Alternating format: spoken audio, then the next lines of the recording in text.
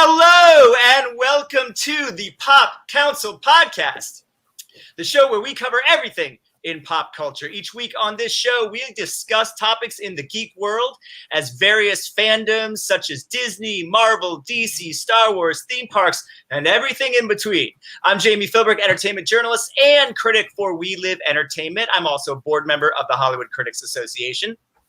Today we have a great show for you. We will be discussing early reactions to Loki, the Disney Plus TV series that launches this week, as well as the Avengers campus opening at Disneyland, Issa Rae voicing Jessica Drew, Spider-Woman in Spider-Man Into the Spider-Verse sequel, first look at Michael Keaton's Batman and the new Shazam costumes, Jupiter Legacy's canceled, Borderlands cast photos, John Wick 4, Matrix 4 casting news, Star Wars Bad Batch review, and more. As always, I am joined by my co-host Wendy Lee Szany. Hi, Wendy. Hello, how are you? I'm good. How have you been? I'm good. I'm trying to mentally and physically prepare for my stint at the Avengers campus tomorrow. Woo-hoo! Wish me luck. Please cross all your fingers and your toes. I'm so glad you're going tomorrow because we're going to talk about that today, and you can give us maybe a little bit of a preview of what to expect. But as always, we're joined by a very special guest this week. A very special guest, our first returning champion to the Pop Council Podcast. Please welcome from the HCA, Michael Lee. Woohoo! Hello. Woo! How you doing, Michael? I'm doing well. Thank you very much for asking. Awesome. And of course, you are returning to the show, but in case some of our audience members didn't see your appearance last time, tell them a little bit about yourself. Yes. So, like Jami said, I'm Michael Lee, and then I write for That's It LA. I'm also a member of the HCA, and I do junket reviews. I do reviews and I cover junkets. So, yeah, that's what I basically do. Awesome. That's what we all do. That's what we love to do. So we've got a lot to talk about this week. Before we get started, I know all three of us have had an opportunity to see at least the first episode, in some cases the first two episodes of the new Disney Plus series Loki, which will premiere tomorrow night at midnight, officially Wednesday of this week. And I know that all of our fans and I'll even be watching it for a second time this week.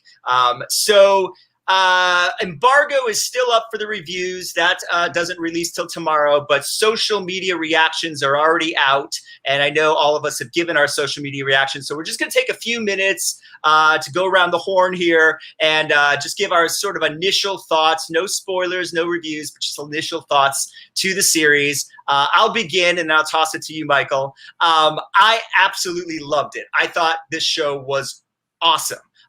In comparison to WandaVision and Falcon the Winter Soldier, I will say that while I loved those two shows, it took a few episodes before they really got cooking for me. I'd say certainly 3 episodes, 2 or 3 episodes for WandaVision and 2 or 3 episodes into Falcon the Winter Soldier before it was really going for me. That's not the case with this one. It is jump off from the beginning. The first episode, amazing. Second episode, loved. The vibe for me was like sort of an 80s, 90s classic buddy cop comedy with little time travel thrown in there, which I loved. And I loved the relationship. I thought the chemistry between Owen Wilson and our great Loki, Tom Hiddleston, was fantastic. So that's all I'll say. I absolutely loved it and recommend everyone checking it out, as I know everyone is going to.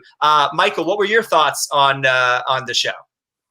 So along the lines what you said, I also liked it, but somewhere along the lines you said, there's a seemingly connective thread of this being a buddy thing because, Wanda had Wanda and Vision, and then not Captain America, but Falcon and Winter Soldier had Falcon and Winter Soldier, and now this one has Loki and Mobius.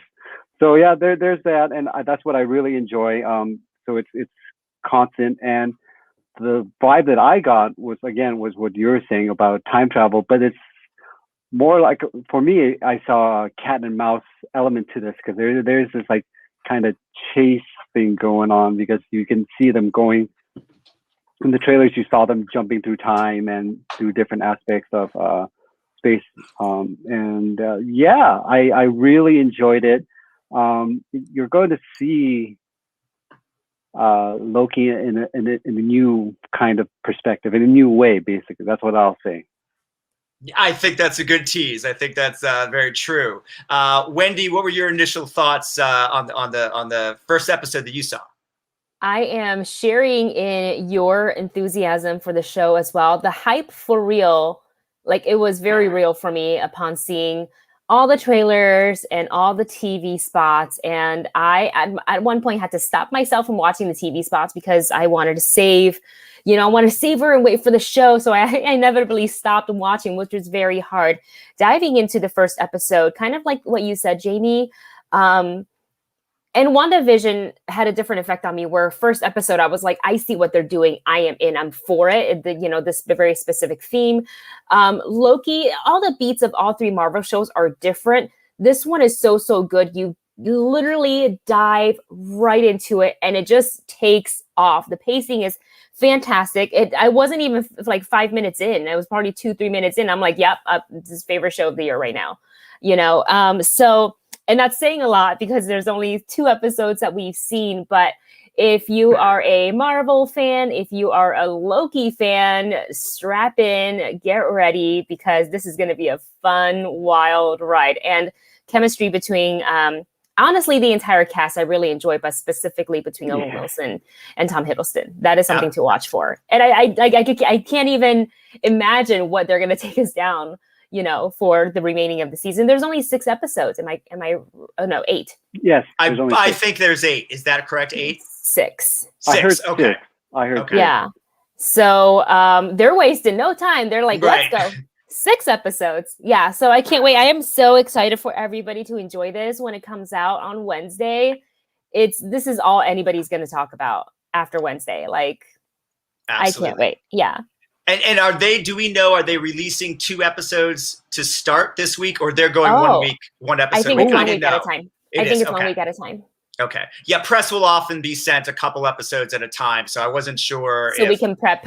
Yeah. But with Wanda, I remember we were sent 2, and then they Wanda began with 2, so that's why I was. Wondering. But Wanda was also shorter. Yes, it sure was. And this is an hour long. Or each of the episodes I saw were roughly an hour, 52 minutes. There's no commercials on Disney Plus, but that's a standard hour in television. So listen, there's so much more that we could talk about with this show. There are things I'm dying to talk about, and I'm sure the both of you are as well. But we're gonna have to table that to next week. I'm afraid if we keep this discussion going on any longer, we will unfortunately spill beans that should not be spilled yet. So we will move on, but be sure to check back with us next week because we will be talking a lot about the first episode of Loki and what and how we felt about it and what fans can expect as the series progresses and moves on. But let us move on. As Wendy teased, she is going to Avengers Campus at Disneyland tomorrow. It opened this past week with a huge kind of gala event. You can see some fireworks there in the background. We have Kevin Feige, of course, Paul Rudd, Anthony Mackie. And this was very exciting. I'm going to show a picture here I thought was really cool of Anthony Mackie and the official Captain America character for the Avengers Park, which, of course, is the Sam Wilson Captain America, which is really awesome. And obviously, these things don't happen overnight. So we know that this was all kind of a common goal of the studio to do going forward. They knew that obviously he was going to become the Cap, and it would be the Cap for the park. This is another fun run with Paul trying to get in there. Paul can't go without getting in there a little bit. But he was in there as well, as was Brie Larson and Zoe Saldana and Jon Favreau. So, Wendy, since you are the amusement park expert of our show, the queen of amusement parks, I am as I've admitted many times before, not the biggest amusement park fan, although I usually end up enjoying them when I'm there. What are you expecting tomorrow when you go? What do you think fans can expect, and what sort of sense of the park did you get from this event and some of the stills and videos that came out of the actual Marvel actors attending? I thought the opening ceremony that they showed online was a great way to kind of tee up our excitement, as if we weren't already excited for this, to kind of excite us even more, because they got in those, like super HD crystal clear photos and videos of, and a little behind the scenes too of each area inside Avengers Campus, such as the Ancient Sanctum and Pym's Test Kitchen, the Web Slinger, the Web Suppliers, and so much more. And they kind of gave the cast and the Imagineers a little bit of an opportunity to speak on what they built, which I am always very interested in seeing. And then kind of fast forward to later on the big ceremony, of course, seeing the Avengers kind of coming out on the building there, lining up, seeing that what we as park goers are going to get to see once we're stepping foot inside Avengers Campus was really cool. And of course, seeing the debut of Captain America in this awesome new suit. It looks great. When he stepped up, I was like, oh my God, this is happening. I can't wait to go and find him and take a picture. Well, I guess socially distance. They're not going to be. And he looks like Mackie. I mean, he really looks like Mackie. Yeah, especially when he smiled. I was like, oh, they have very similar smiles. I'm sure, obviously, most of his face is covered with the cowl. So, but I think they cast really, really great. And love seeing, our various real life Avengers kind of going to the park and enjoying the ride. There was a little bit of Simu Liu eating a little shawarma at the end. Right. A little button there at the end of the show. So that made me really extra excited to visit the campus tomorrow. Now, with that said, you guys know that we saw the grand opening on Disney or, aired everywhere, but then the grand opening was actually this past Friday, June 4th. And I'm reading news reports. I'm stalking people on TikTok, Instagram. Mark Hassis, who was just our last panelist on the show here, was very nice and was texting me, throughout his visit, like, here's some tips and tricks, and here's my experience. Maybe don't try this food, get this instead. So it's everything I wanted and more. I am a little wary of the crowd. I was reading I think it was the OC Register.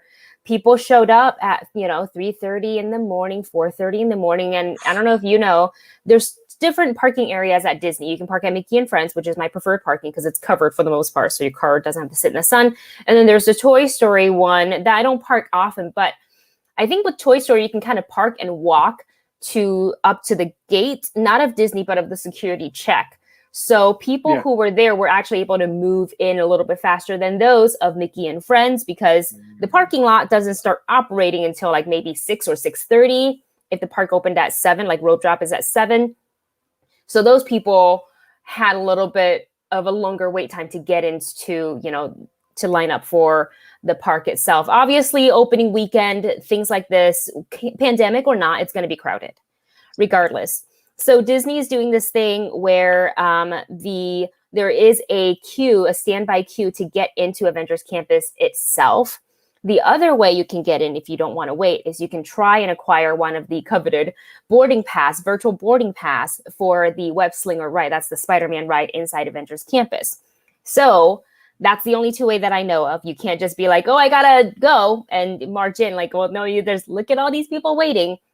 So what I'm going to do tomorrow is bring a lot of sunscreen, a lot of patience, maybe some games. I think we have like a Settlers of Catan, but like car style. So we can bring that and just try to entertain ourselves, because one of my worries is that I am not going to be successful in getting a boarding pass. There's 2 chances I can get. I can get one at 7, I can get one at 12. But if I miss both of those chances, then the only other way for me to enter Avengers Campus is through the queue. So our plan is, obviously, we're going to just suck it up and line up in the queue. And if we happen to have gotten a boarding pass, then we won't have to queue up. Then we can wait our turn to get called. Then we can enjoy the rest of Disney California Adventures, do some stuff, eat some. I probably won't eat food because I want to save for the Pym's Test Kitchen, and then after we ride the ride, then we can stay and have a good time. So I will report back, but I am slightly nervous. I'm more nervous going to Avengers Campus than I was for Galaxy's Edge. Why is that? Why more nervous? Because I feel in the way they, and obviously I don't know theme park operation. I have worked at a couple of theme parks, but not Disney. But every park operates differently. We're also operating in the midst of a pandemic. So things are really like, this is a mixed bag of things that people got to look at. So I understand why they want to restrict, the land to be completely open to anybody and everybody who has a ticket to go into California Adventures, because everybody will flood the area. But I think, and also, in my opinion, in restricting that, it encourages people obviously to line up. So are we even social distancing anyways? So there is that. So you can try to control, but that line's going to be long, long, long, long, long. I don't know where it's going to like wind up going. So I think by doing it this way, people are going to have the mentality of, I got to get there early. I got to camp out and this and that. Right. So yeah, that's what I'm nervous about. It's this, like, now we're lining up for this and you got to get this. So I think that changes the mentality in the park goers, and it becomes very exclusive when, if they were to open this not within the pandemic, I wish they kind of had gone the route of the wristbands that we all got for Galaxy's Edge, dedicated time, dedicated whatever, let the ride be the ride. You don't need to do a boarding pass, because that's like so much for a park goer to handle on top of the money we paid. Wow. Well, you're an old pro at Disneyland. Yeah, I mean, I'm sure you have nothing to be nervous about. You'll be fine. You know how to work the system. Yeah, exactly. We'll see. Michael, what were your sort of thoughts about what you saw with the opening of Avengers Campus, and what are you excited about when you'll get an opportunity to go eventually? Well, I'm planning to go next month, so I just want to read the layout of what everybody's kind of doing. Obviously, right now it's going to be very busy.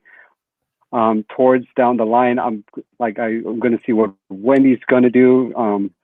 Hopefully, she posts a lot on social media. So like, okay, that's what she's doing, and this is how it works. But towards down the line, I'm going to be seeing other people's social medias just to make sure how to gauge the system, because I'm going to be taking myself and my own family down there next month, hopefully, because they're coming from Europe, so we'll see how that works. But what I'm excited for, because especially I'm a Spider-Man fan, I'm excited to try that the web slingers ride, and buy the web slinging toys, especially the little spider bot they have. I'm really excited to get that. Long-time Spider-Man fan. When you get one, we can battle. The food, especially the food. What was that? I said, when you get one, we can battle. I have one. That's the one thing you could. See, I got to get one. But I'm excited to try the food, because I'm a foodie myself.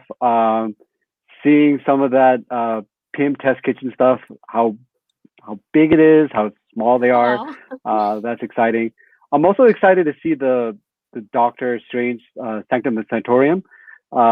They've got some like crazy illusion tricks going on there, especially with the floor. I don't know if, but there was some. It looks like the floor is sinking, so I want to try that out. And yeah, that's what I'm pretty much excited about. Also, those little mini shows that they do that they do like at the Galaxy's Edge. They have like these stunt shows to just keep you entertained if you're like in line or just walking around. But I'm sure we're not just going to be just walking around, because we're going to be preoccupied doing other stuff. But yeah, I'm excited to see just the layout of it all. I know it's small, I heard, but they really make great use. From what I've read, they really utilize every aspect of the land. So yeah. Awesome. Yeah. I'm eventually, I'm sure, going to at some point go back to Disneyland with family or friends and experience myself. I'll let you guys be the guinea pigs and go early during the last days of the pandemic. I'll wait a little while. It'll probably be a year before I go. And I actually Disney's not going to go anywhere. It's okay. Disney's not going anywhere. I haven't done the Star Wars, the Galaxy's Edge yet. The last time I was at a Disneyland or Disney World was like a month before they opened it. So I'm even waiting for that experience. So eventually I'll get to go back and do both. Yeah. Oh, it's you. I can't wait for you to see it. It's a whole new world. I can wait. I'm more of I'd rather spend my money on Grateful Dead shows this summer than go to the park. That's where I spend my money. Wait in my long lines. We can do a pop council like park event, like when they inevitably reopen the pass holder program, whatever that may look like. And like Jami, if you want to do like a 1 day park hopper, we'll go. And we'll be your guide. You'll have a great time. Oh, that would be awesome. I'd love to do that. And you guys are welcome to any Grateful Dead show you'd like. I'll take you and you can learn that experience from me. Fun. Moving on, because we've got a lot of topics we want to get to today. So this was some exciting news that broke on Friday. I know we are all Spider-Man Into the Spider-Verse fans and very excited for that sequel. Issa Rae is going to play the voice of Jessica Drew, also known as Spider-Woman. This will be the first Spider-Woman Jessica Drew appearance on the big screen. Those as old as I am out there will remember the Spider-Woman cartoon Saturday morning TV series of the late 70s, early 80s, which was the first appearance of Jessica Drew in any medium. And then, of course, in the comics, she eventually became a big S.H.I.E.L.D. member and was part of the new Avengers. And there was a Queen Skrull pretending to be her for a while. So Jessica Drew Spider-Woman has a lot of history in the Marvel comic books. And I've been sort of waiting, and I think it may have something to do with the Spider-Man Sony Disney rights. Where does Jessica Drew was a S.H.I.E.L.D. member, but she was also Spider-Woman. So where does she kind of fall? So I think that this is a great sign that, you know, she's finally going to be part of the Sony Spideyverse. And as we know, and we've talked about in previous shows, it's very apparent that the Sony Spider-Verse is going to be clashing with the MCU verse pretty quickly. So I like the idea of Jessica Drew. I love the idea of Issa as the voice, and that she may, it would be great that the character comes at some point into the MCU and we get a live action version. But I'll take this for now. I'll take this version. Michael, what were your thoughts on Jessica Drew coming to the Spideyverse? I'm obviously excited. Like you were mentioning, it's a bit of a real cinematic version of bringing the character to the cinema finally, because after she spent some time relegated on the TV world and especially animation, it's exciting to see that. I'm just excited to see how they will bring her to life, because there's so much history behind her. She was, like you said, a S.H.I.E.L.D. agent, but she was also a clone of Peter Parker. So I'm wondering how they will tackle that per se, because she's originally Caucasian, and a bit of the controversial topic. Will this be a case of, will she be black, or because it's important to see that sort of representation, as we've seen in other other films with voice actors not voicing the appropriate skin color or anything like that. So I'm really excited to see how they will interpret this character and how she will play a role in Miles' life, because they just won't throw in a character for no reason. There's obviously an important aspect to bringing this character into the film. Will she be a teacher sort of thing, or so I'm very excited about that. Yeah, and also just with the whole casting part of it, I mean, they were so good at casting the voices for the first film. I mean, from John Maloney to Nicolas Cage to Catherine Hahn. So, Wendy, what do you think about this casting and bringing her in to play this character and bringing this character in? I am a big fan of Issa Rae. I love Insecure. If you haven't watched Insecure, you should absolutely do so. I think they're on their final season now, or they're about to. They're working on their final season, something like that. I think so. But I love that they are. I think ever since we saw the first Into the Spider-Verse movie, everybody loved it so much. Obviously, it won an Oscar, and we were given a look into what it could look like if we really have this like Spider-Verse multiverse open, while even though it's in the animation world, I think this is the perfect way to introduce Jessica Drew / Spider-Woman for any of the general audience who may not know who she is. I think this is the perfect way to kind of kick off her journey and let people see who she's all about. And if they're going to play her as kind of that double agent, or are they going to play her as like something else? I'm not sure. But we also hear that, you know, I think it's Olivia Wilde who's doing the Spider-Man movie. So are these two going to interconnect, or can we have both, you know, animated version of Spider-Woman / Jessica Drew and live action? Because of the multiverse, both can exist. So this is really exciting for me. I've been wanting to see, you know, more of the Spider ladies show up. You know, we got Spider Gwen, which I'm so happy about. Now we're getting Spider Woman. Silk could, you know, be not too far away. So, and then eventually, hopefully this leads to like a Black Cat, because I am still really surprised that she has not been, you know, introduced in any way, shape, or form. Oh, yeah. Yeah. So, but I think in due time, you know, I think this is a great kickoff point. Spider-Woman is going to be really interesting. I can't wait to see her interaction with, one, within the multiverse, and two, with Miles when he meets her. Right. Yeah, because you know the cast is returning. So right. Yeah, that's really interesting too. I forgot about the Olivia Wilde movie because she's going to direct a Spider-Woman, right? So it wasn't that, but yeah. So yeah, it's interesting. I mean, I think since we didn't have Tobey Maguire or Andrew Garfield or Tom Holland voicing any of the Spider-Men we saw in the first Spider-Verse, my guess is that it's somewhat disconnected, that the animated Spider-Verse will be its own multiverse or its own sort of world, and then there's the live action world. So I think very likely we could still get a live action Spider-Woman, and Olivia could, you know, she could cast Issa, she could cast somebody else. And I also wouldn't be surprised if not only Felicia Hardy shows up, at least as Felicia, if not Black Cat, in this one. They maybe not have cast that or announced that yet. Live action.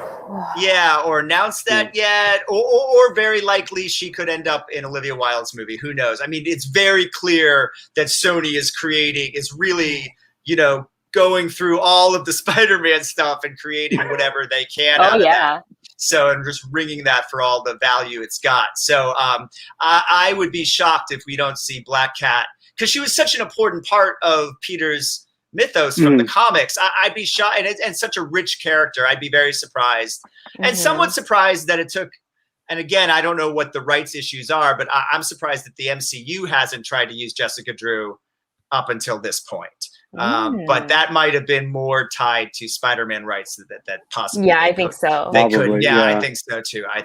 But it's very exciting. So we'll put that aside for a second and move on to some DC news. We got to see the first looks of two costumes of two films for DC that are currently in production. The first one is the new bat symbol for Michael Keaton's Batman suit that will appear in the Flash movies. And this is very cool, and I think it's got obviously a very Rorschach Watchmen sort of vibe to it. And there was a lot of, if you read the Flashpoint comic books, there are some ties in with the Flashpoint world and the Watchmen world. I don't really think DC is going to go there because of the Snyder connection to the Watchmen movies, but who knows if that's more foreshadowing. But the other costume we got to see was Zachary Levy's new Shazam costume. He doesn't have the cape on. I understand that the cape is going to be done digitally, and I have my own views on that. But as far as this costume goes, I think this is a superb upgrade from the one we saw in the last film. I was never sold on the sort of digital electric lightning in the middle of his chest. So to have this sort of more classic comic book costume, I'm really excited about. Again, I would prefer to have a real cape, because I think you can't get rid of like the way that an actor would move with the motion of that. But if the cape was done digitally the last time, you know, it worked. So maybe it'll work this time. I'm not, you know, let's not go and fix things that aren't broken. But Michael, let me toss it to you. What did you think about it? And obviously it's not much of Michael Keaton's Batman symbol. I looked a little more orange hue than yellow hue than the classic one, and looked a little less of an oval, more of a circular oval than a true oval like the '89 one was. But what were your thoughts on the symbol and just the excitement of getting to see Batman's symbol? I mean, that was just exciting for me because that was the first superhero movie that I ever saw, and that was just way back in '89.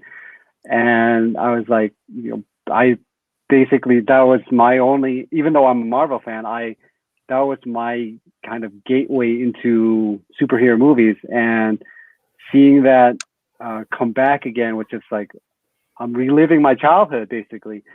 But the one thing is I'm interested in how they're marketing this is a Flash movie, and they decided to go with a Batman emblem, like a reveal.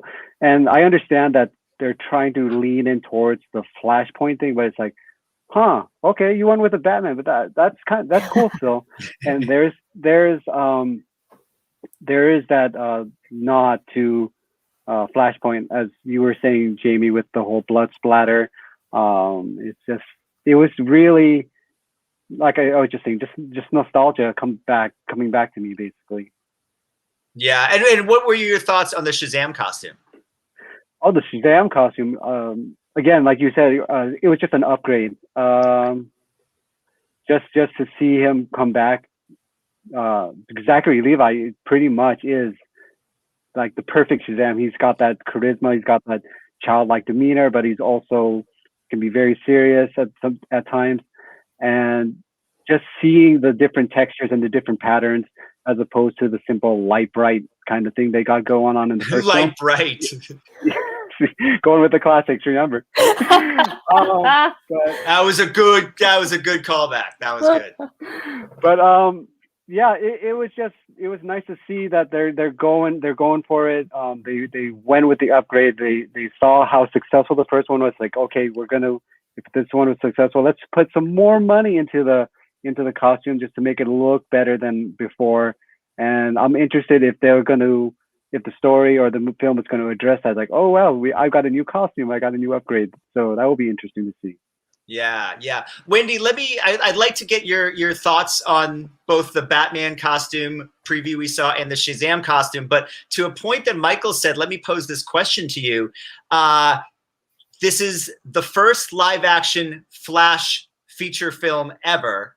It's got 2 Batmans in it, possibly a third, because there's been some rumors of Jeffrey Dean Morgan playing Wayne's dad, playing the Flashpoint Thomas Wayne Batman. I don't really think that's going to happen. But let's say there's at least 2, possibly 3 Batmans. That's a lot of Batmans overshadowing the Flash for a Flash movie. Do you think that's going to be a problem in the long run? I actually, I really didn't even think about as far as marketing goes. Like it's, they're promoting the Flash movie, but they drop in a bat emblem, which I really didn't think about until I was like, wait a minute, that does make sense. Until Michael said it. I was like, oh. But as a Batman fan, I think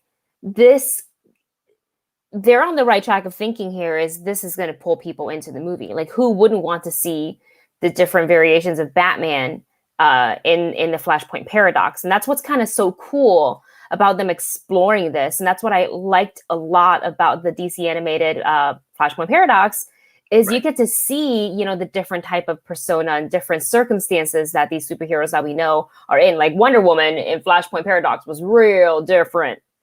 And that's my girl, but she's real. I was like, what they do to her. She was savage. So I think I hope that the bat symbol doesn't confuse people and they're like, wait, I thought this was the Flash movie. I honestly don't think so. I think a lot of the fans who've been keeping up with the news understand that the paradox, and they've been talking so much about Michael Keaton coming back to reprise his role as Batman that they're going to realize that they're going to see his Batman, but in real time, 30 years later. And that's something I can't wait to see. I think, I don't even know what they have in store for us. Like, I'm trying to picture him, but Keaton today in the cowl, and I'm having a hard time just because my mind keeps going back to the initial version. But I'm excited. That was also, I think, my first Batman movie that I saw, just like Michael. So that's bringing back some nostalgia, seeing that symbol again, but obviously a little bit more battle worn, if you will. It's got some drips of blood on it. So it's like, what's Batman been up to? That's what I'm really curious to know. Yeah, it's going to be interesting. Yeah, and it's going to be interesting how they adapt the Flashpoint series. Because I actually think they probably won't go with the sort of Thomas Wayne and the different versions of different characters. My guess is they're going to use Michael Keaton's 89 Batman as the different older Batman that gives this Flash advice. Yes. And that maybe the other DC film worlds, the Richard Donner Superman world, the Christopher Nolan Batman world, those different worlds will play the different types of characters, right? Because we're not going to see a different Wonder Woman. We're not going to see a different Aquaman. We know Momoa and Gale aren't doing this film. But if they bring, they're going to have a Supergirl from a different universe that we've never seen before, who's not a blonde Supergirl. So she is from right? a different universe. Okay. I don't know that we're guessing. Official, but I don't think that's official, but that's sort of my guess. I think it is official that she's not going to have the blonde hair, though. I think they have officially said that, that the actor is going to look the way the actress looks. So that would tell me that that's maybe a different universe Supergirl, or could be, this one. And we also know that, our Ezra Flash has gone over to the Arrowverse. So could Arrowverse characters come and then portray that different, the different characters that Ezra's Flash doesn't know, that this Barry Allen, because he only knows Joss Whedon Justice League world, right? So it's going to be interesting to see how they adopt Flashpoint, but I'm guessing that it'll be more along the lines of how Marvel adapts Civil War to their Captain America movie. It's not the Civil War comic at all. It just sort of resembles it a little bit. And I kind of think that's more of how they're going to go with Flashpoint moving forward. Yeah.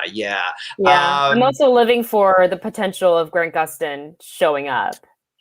I mean, in the Flashpoint movie. I mean, we don't know.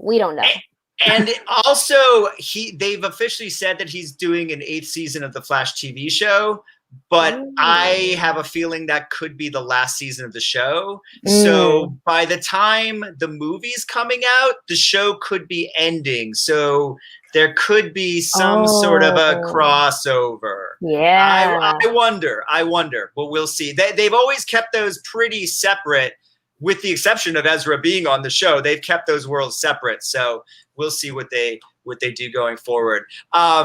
So there was some other news this week, somewhat surprising, but really not shocking. For those of us that watched all 8 episodes of Mark Millar's Jupiter's Legacy on Netflix. When we reviewed it in the show, I said that I loved the first 7 episodes. The finale was the absolute worst ever because it tied up nothing. It left everything to a second season, which I was very concerned and voiced my concerns on this show that there probably wouldn't be a second season. And all of us that invested in this show would then be disappointed because we'd never know what happened. I believe James White from Empire was on this podcast that week, and he said, no, Netflix spent $200 million on the rights to Mark Millar's world. They're not going to, abandon this, blah, blah, blah. Well, this week they did. Jupiter's Legacy has officially been canceled. They are going to move forward with the planned spin-off, which would focus on the villains of the Jupiter's Legacy world that we didn't really get to see too much in this series. Listen, I understand why they had to cancel the show. It got terrible reviews. Fans weren't, obviously we can tell, they wouldn't cancel it if it had been a financial hit, if a lot of people had been watching it. So obviously that hadn't been the case. And I think it really comes down to sort of what James had been saying, Wendy, a couple weeks ago when he was here, which is Netflix paid so much money to have the rights to the Millar world. And they were really going to use that as their content for a superhero franchise moving forward, the way, you know, Disney has Marvel and Warner Brothers has DC. And even at this point, Amazon has sort of the Seth Rogen boys and Invincible, and this kind of, you know, the Seth Rogen verse, if you will, the Rogen verse. So, you know, they paid a lot of money for this. They're not going to completely abandon the world, but there's no point in throwing money at something that's not working and moving forward. So let me start with you, Michael. What were your thoughts on this? And did you think that this was a right choice by Netflix, or should they have stuck with it for one more season? I think it was the right choice. Unfortunately, I cannot click with the show at all. As you were saying about like The Boys and Invincible on Amazon, is just one of those unfortunate shows that just had to appear like right after the success of The Boys and Invincible, because those shows go dark, and they like explore these topics that, you know, the Marvel shows don't tend to explore, or, you know, try to emulate at least tonally. And I was just like, yeah, because I was watching this on a plane on my flight back, and I was just like, yeah, this is trying to copy everything that Amazon's doing, basically. The reason why like Disney Plus show is working, because, you know, we're already invested into that world, whereas like Amazon has to start afresh with an unknown property, but they have people that know that material. And it's not that Mark Miller doesn't know it. I mean, this is his world. He created it. Right. It's just he doesn't have. They didn't get the right creatives, I guess, behind it, because I just couldn't click into it. It's just like, how long is this taking? It's just like it's more of a slow burn. A lot of daddy issues going on there, and it's just I just could not get into it. And the fact that they're going with the spin-off, it's pretty interesting. It's like, why aren't they being as vocal about it? What does that say about, you know, what Jupiter's Legacy set up? It's like, okay, you know, we're going into this world based off this world, but, you know, we're not going to say anything much about it at all. So I was like, wow, that Right. says a lot of, that says a lot about how much confidence you had in Jupiter's Legacy right from the get-go. So yeah. Yeah, I think it's a financial thing. Like, I think it's like, we spent so much money on this, we can't just abandon everything, but this isn't working, so let's try another thing. I mean, I don't know that a villain series set in the world of Jupiter's Legacy is going to do any better than this series was. Right. You know, at this point, I don't know if it's just better for Netflix to say, like, it didn't work out, let's not put any more money into, you know, lose more money than we already have in this, you know, Millar World investment. But, you know, when you make an investment that big in a creative like him, I mean, you can't just sort of after the first try say it didn't work. So, and it's also interesting too, because I think what you said is right. You know, Jupiter's Legacy came, I believe the comic book came years after Invincible had already been out, and The Boys and these books. And so it's sort of unfortunate. I don't know. Those shows were already in the works. I don't know if, you know, Netflix sort of said, hey, let's grab this and cash in. But yeah. It didn't work out. It didn't work out. And Wendy, your thoughts on all of this? Did you ever get to watch the finale of Jupiter's Legacy? I don't even bother. I think I might just, when I have the time, which, you know, with all these new shows continue to pop up everywhere, and trying to also read some of the books and trying to get through the Eternals in preparation for the movie. There's a lot going on, which is why I haven't continued. But I do want to, like, I'm so curious as to kind of what you said, Jami, about the finale, that I am going to make myself finish, you know, get to the end to see what you're talking about there. Because a lot of people have the same reaction as you. Right. So like they were in, it's like, oh no, I'm out. So yeah. But the cancellation, I'm honestly not surprised. And this is not a reflection on like the actor's work. I don't want it to be confused with that. But I think from what I've seen, as many episodes I've seen, I think it was like 3 or 4. is that the pacing, it felt like it was a lot shoved into one episode of all these characters and their arcs and this and that. And at the same time, sometimes I felt like certain issues for characters didn't progress forward for like 3 episodes. And I was like, Right. I mean, we only have 8 episodes. Let's go. So I can kind of see why the audience didn't really respond positively with this show.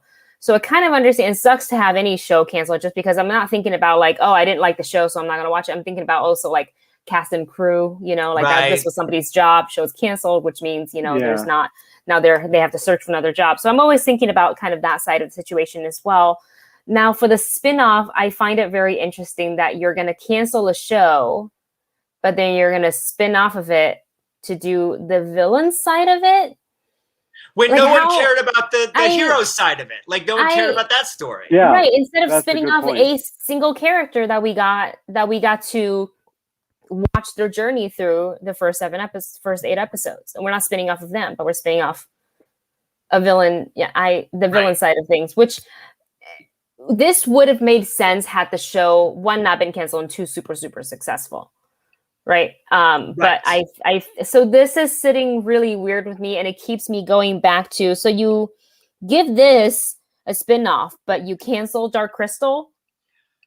Yes. I'm still hurt about Dark Crystal. Yeah, and I just want to say, like, I don't have a problem with a series ending its first season on a cliffhanger. Like, that's totally fine. But this was not a cliffhanger, right? This was, you know, not ending the show, really. You know, I feel like they were saving the ending for the beginning of season 2, which is something the Titans did, which actually annoyed me as well. But Titans didn't get canceled, and they fixed it in season 2. The problem with this show is the fact that they didn't answer any questions from season 1 at the end. And then they, in the final minutes, offer like 5 new questions and don't answer anything. So that's where I don't have a problem with a cliffhanger, but you need to give me a satisfying ending to the story you've told, and then cliffhang the next story, right? Like that's what it needs to be. So moving on to something a little bit more pleasant, and I know something Wendy is excited about. We got our first look at some character, I guess we'll call them silhouettes, because we didn't really get to see the full characters, from the Borderlands adaptation of the video game, the film, which will feature Cate Blanchett as Lilith, Gina Gershon, Jack Black will be the voice of Claptrap, Jamie Lee Curtis, Kevin Hart, Edgar Ramirez, Haley Bennett. It's got a whole slew of actors in it, and I think we have one shot. There's our little guy. There he is. Trap. There he is. On the stairs. By Jack Black in the film. So I actually have to say I was not really familiar with the video game. I mean, I was aware it existed. But I'll be honest, I wasn't even aware there was in production to become a movie until these stills came out. So I think in that marketing sense, it was a good way of letting us know. I also understand that Jamie Lee Curtis herself took these photos, which I think is really neat. And everyone seems to be very excited about this. So Wendy, since you're sort of the expert on this franchise, let me toss it to you and ask you, like, what did you think? Like, does it look like they're going in the right direction? Did the characters look the way you want them to? Like, from what you can see from the silhouettes, what were your thoughts? From what I can tell from the silhouettes, specifically Lilith, who was my favorite character when I played the game. I played as her in the game, as well as in all the other iterations. They were all, you know, like the same power. So she's definitely a favorite. So when I saw the silhouette, I was like, yes, that. And I know it's just a silhouette. We don't see, you know, the hair color, the rest of the costume, what it's going to look like, because the art. The animation that they use for the game for Borderlands is very specific. It's kind of like that. I don't want to call it pop art. It's not really pop art, but it's got very harsh shadows and angles and kind of that style. And I am going to guess, I'm going to take a just wild guess here that they're not going to use that approach for this movie, just because I don't think it'll work. Sometimes it works in games, doesn't always work in movies. I probably think that they'll just be like a straight up, you know, live action shot. But with that said, with, you know, Cate Blanchett's like, stature, it really fits Lilith. And same thing with Jamie Lee Curtis's Dr. Patricia Tanis. Looks the same. Obviously, Claptrap is Claptrap. There's no mistaking this silhouette. And I'm very excited that Jack Black is voicing Claptrap. And I love the just the outline, the silhouette for Tiny Tina and for Krieg. They all really match for me. I think my one only slight hesitation a little bit is Kevin Hart's Roland. So Roland in the game is like the straight talking, no nonsense soldier, definitely a bigger stature guy. Now we know Kevin Hart is on the smaller side, and again, can't ask anybody to change their size. And also this is an adaptation, so obviously he was deemed right for the role. And I'm very curious and very excited for him to do a role that's not just comedy. Right. I think once you're a comedian, I think you're sometimes kind of put in a box of like only comedy roles and only like butt of the jokes and things like that. So I want to see him in this, and I want for him to show the audience that he's more than just, like belonging in, all comedy movies. So I can't wait for him. But the group, the silhouette, the single silhouettes all look great. I think the group shot that you had put up just a second ago is the one that threw me off because they put him next to Lilith. And like Kate Blanchett is also very tall. Right. Very tall lady. That's him on the far right. Right. So it's making me hesitate a little bit. But again, just like looking at the costume and everything so far looks great. So I'm excited. I want to see like the full reveal, and I know we probably won't get that for a while. But also I wanted to comment on the creators for the people who are involved in the movie are saying that they are not going to give us an identical storyline to the video game. So there's several video games, but this one's based on the first video game. They're not going to really follow that exact storyline, but the characters and the world, that's where it's going to be set in. So it will be these characters and their names. We might hear a couple of iconic lines here and there, same, similar looks and powers, but this gives the filmmakers sort of freedom to tell their story on Pandora or whatever adventures these Vault Hunters may come into.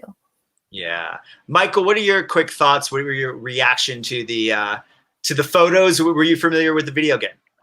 I was not familiar with the video games. I wasn't even aware that this was being in production until you brought it up on the notes, and I was like, huh. So I did a quick research on it, and I just like, wow, I like these photos, the silhouette. It's a nice it's a nice way to tee up things. But I guess that's all I have to say. But I'm actually now interested, especially with what Wendy said.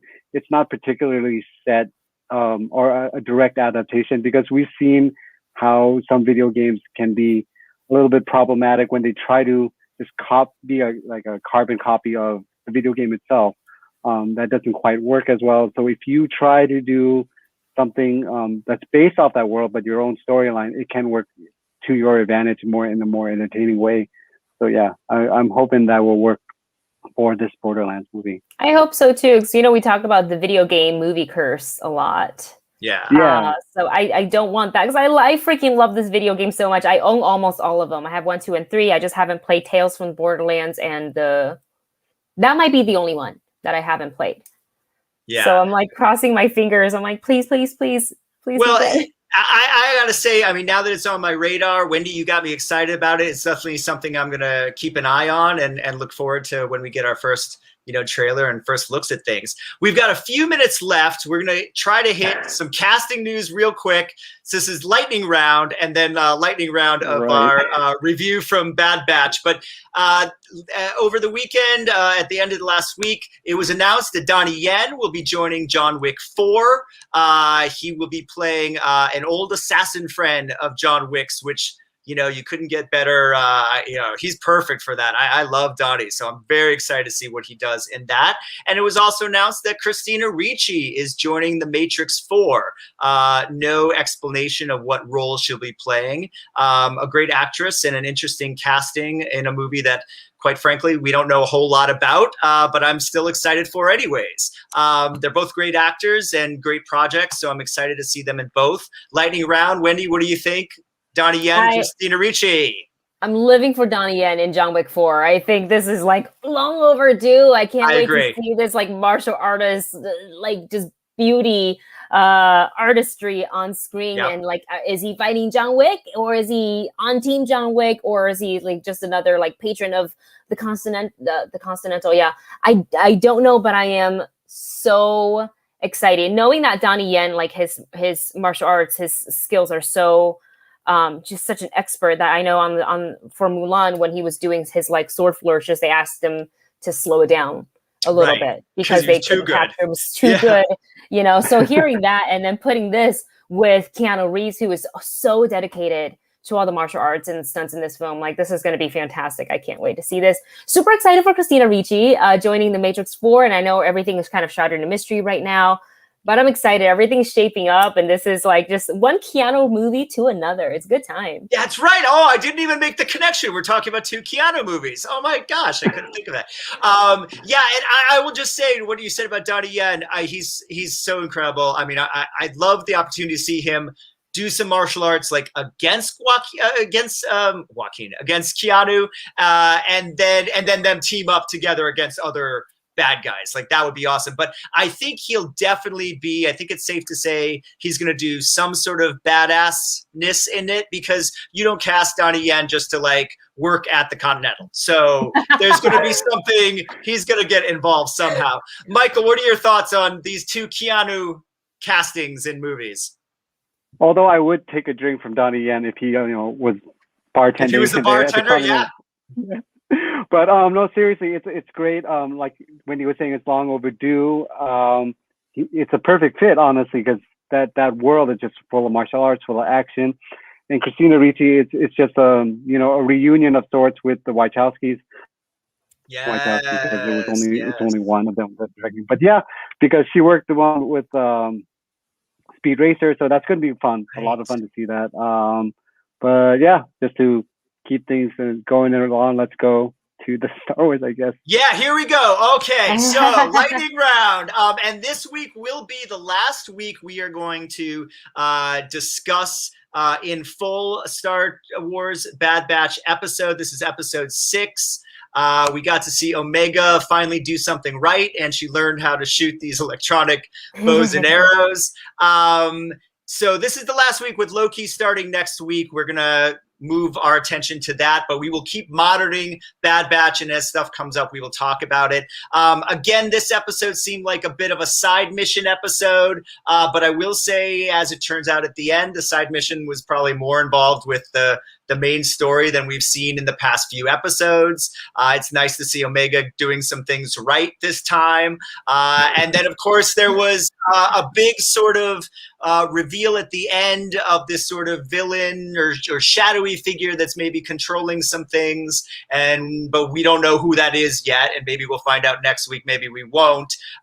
So let me pass it on to Wendy. What were your thoughts of this week's episode, and who is this shadowy figure? I actually like this one a lot because we get a little cameo from the Martez sisters, who we got to meet in the season 7 of Clone Wars, and I kind of like their dynamic. And kind of, I have been curious as to what they were up to after they met Ahsoka. So this is all kind of teeing me up for, like, I don't know if we're going to see Ahsoka in this, but like potentially we're getting closer to, meeting, having them reunite with Rex or something like that, and then finding out his experience with Order 66, and they can like exchange stories for the shadowy figure. And I like that they're tying this into like the bigger picture here. And that's what I liked about this episode.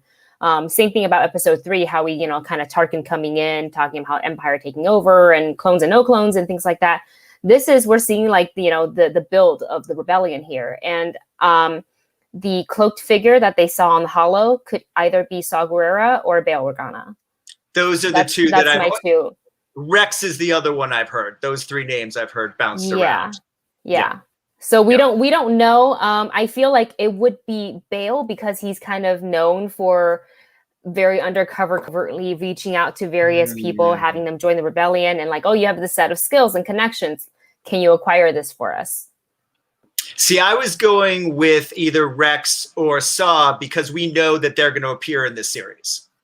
We haven't heard anything about Bail or Jimmy Smits coming That's back. true. But we have That's been true. teased that Saw will be in this, and we've been teased that Rex will be. So, Michael, your thoughts on this episode and where the series is going? I thought it was a nice filler episode. Like you were saying, Omega finally got to do something that's useful. She wasn't she was in peril, but she was able to get herself out of it of sorts. She was able to finally utilize that weapon rather quickly, because just for the pacing's sake, it worked well. I was interested in not only the shadow figure, I have my own thoughts on that, but the ship that they were flying, it looked, I don't know, from my perspective, I don't know when I was watching it or if I was tired, but the rear end of it kind of looked like the Ghost. I don't know if that it was just me or not, but interesting. Because I don't know if you guys saw that or not. Syndulla here. Yeah, because that's what I was thinking. Like, wow, because when that last shot before they left, it would look like the rear end of the Ghost. But that's just me. That's just my opinion. Interesting. And then who do you think the shadowy figure is? I think it's Bale. Oh yeah. So yeah, that's what I think it is. Interesting. Oh, well, you guys may be right. Quickly point out R7, I believe, was Ahsoka's droid. That remember it got destroyed, and then she was trying to fix at the end of season 7. Some people have been pointing out that the internets have been pointing out that R7 is actually her droid. So I'm not saying the shadowy figure is Ahsoka, because they said patch him through, so we know it's a male figure. But interesting. We don't know exactly who. It's all interesting theory. If things start to pop in the next few weeks with Bad Batch, we will bring you more. But we will be back next week to talk about Loki for sure. And we want to thank you, our audience, for tuning in. And we want to remind you that we are just one of the shows the Hollywood Critics Association has been launching this year. So we want to make sure that you hit the subscribe button, you like this video, and tune in every week to Pop Council on Mondays at 11 a.m. Pacific time.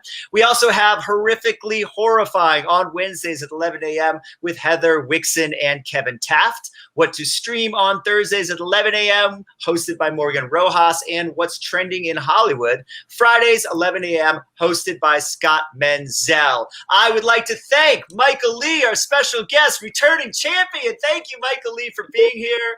Michael, tell everyone where they can check you out. You can check me out on We Live Entertainment, and that's in LA. Awesome. And Wendy, thank you so much. Another great week. Where can people find you? You can find me on YouTube at the Movie Couple channel, Instagram, Twitter at Wendy Lee Szany. Right here is just my name, and that's it. and you can find her if you are at Disneyland tomorrow and you see Wendy Lee Szany. You go up to her and you tell her how you feel about Bad Batch. I'm Jami Philbrick. You can find me on Twitter and Instagram at Philbrick, and my name, Jami Philbrick, on Facebook. Thank you all for joining. Please come back next week. Until then, stay nerdy. Bye. Bye.